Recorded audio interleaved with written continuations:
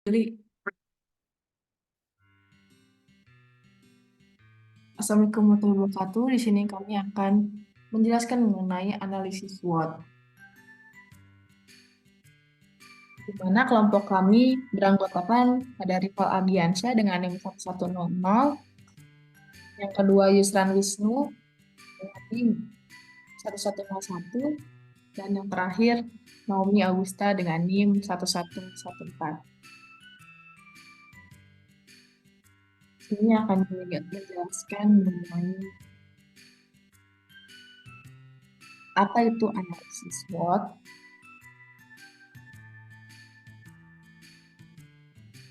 Analis SWOT adalah identifikasi berbagai faktor secara sistematis untuk merumuskan strategi berdasarkan logika yang dapat memaksimalkan kekuatan dan peluang, dan secara bersamaan dapat meminimalkan kelemahan dan ancaman. Jadi, analisis SWOT itu membandingkan antara faktor eksternal, peluang, dan ancaman dengan kekuatan dan kelemahan.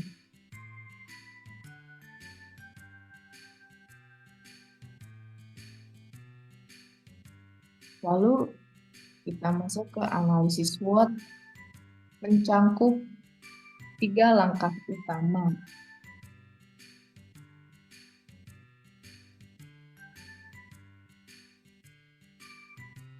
Yang pertama, kita harus memahami kekuatan dan kelemahan organisasi atau lingkungan internal.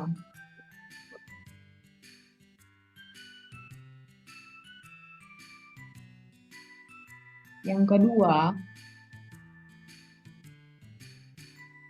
kita harus mempelajari lingkungan organisasi dan memahami peluang dan ancaman yang ada dalam lingkungan itu atau lingkungan eksternal.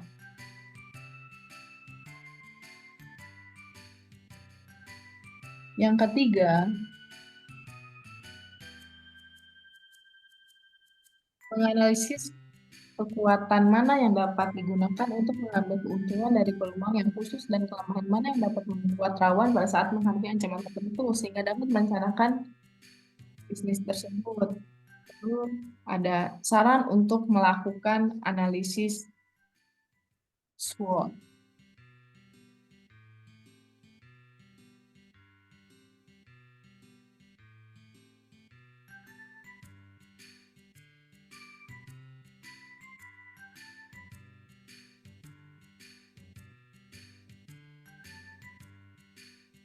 Saran yang pertama, identifikasi kelemahan dan ancaman yang paling urgent untuk diatasi secara umum pada semua komponen. Yang kedua, identifikasi kekuatan dan peluang yang diperkirakan cocok untuk upaya mengatasi kelemahan dan ancaman yang telah diidentifikasi lebih dulu pada langkah 1. Langkah ketiga, masukkan hasil identifikasi langkah 1 dan langkah 2 ke dalam bagian analisis SWOT. Data ini dapat dilakukan secara keseluruhan atau jika terlalu banyak, dapat dipilah menjadi komponen masukan, proses, dan keluaran. Yang keempat, fokuskan strategi dan direkomendasikan untuk menangani kelemahan dan ancaman, termasuk pemecahan masalah, perbaikan, dan pengembangan lebih lanjut. Yang kelima, tentukan prioritas penanganan kelemahan dan ancaman dan susunlah suatu rancangan tindakan untuk melaksanakan program penanganan. Ada juga faktor yang mempengaruhi analisis SWOT.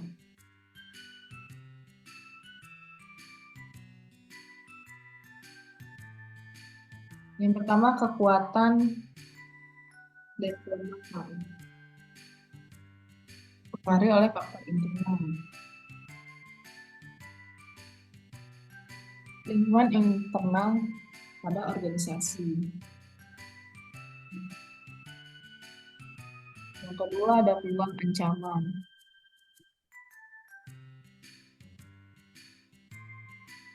Jadi karena faktor eksternal organisasi.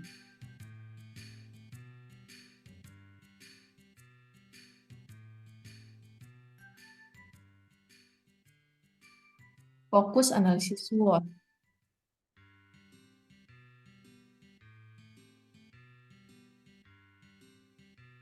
Yang pertama, fokus internal.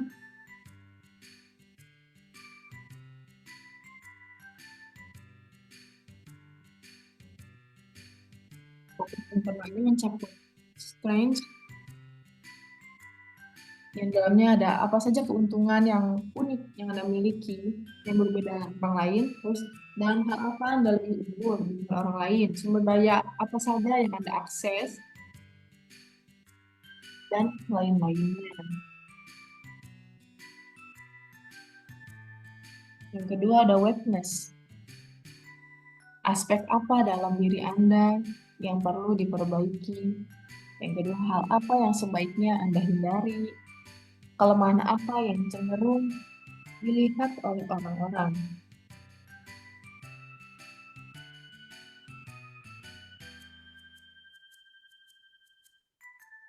Lalu yang kedua ini fokus eksternal. Fokus terbagi menjadi dua, internal dan eksternal. Kita bahas fokus eksternal yaitu opportunity. Apa peluang terbaik yang telah tersedia untuk Anda? Apakah menarik yang Anda kenali? Tren apa yang menarik yang Anda kenali? Peluang apa saja yang bermanfaat pada bisnis Anda?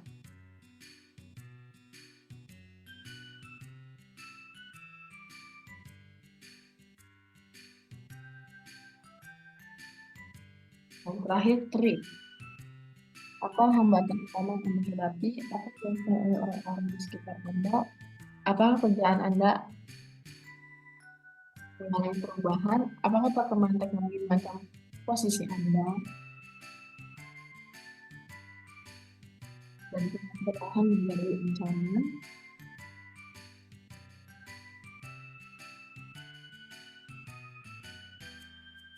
Langsung kita masuk ke contoh kasus di mana kita mempunyai bisnis yang bergerak pada digital marketing.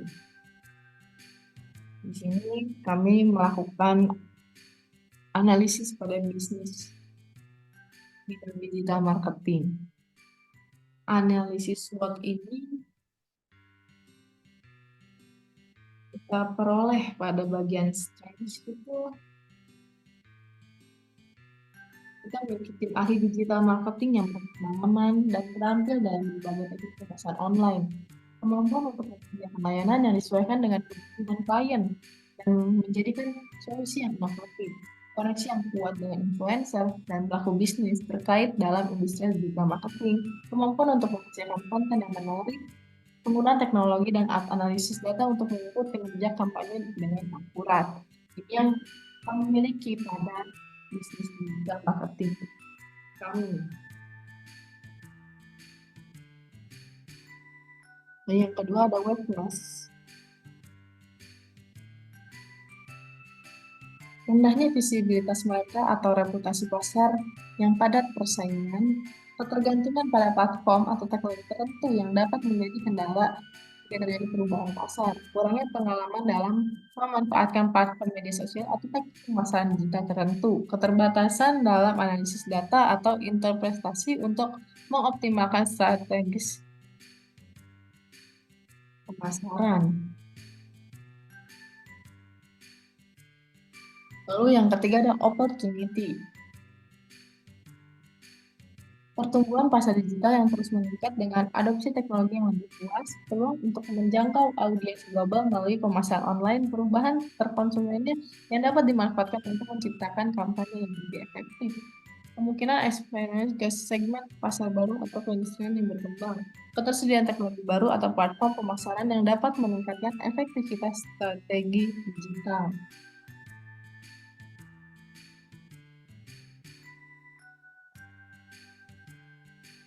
Yang keempat, trade. Persaingan yang intensif dari agensi digital marketing yang sudah mapan atau kompetitor baru, perubahan algoritma platform media sosial yang dapat mengurangi jangkauan organik atau efektivitas. Lalu, ancaman keamanan cyber yang dapat mengganggu operasional yang merusak reputasi bisnis, perubahan regulasi yang dapat membatasi praktek pemasaran online,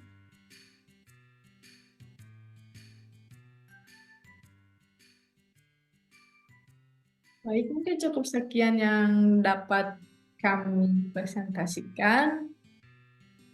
Terima kasih.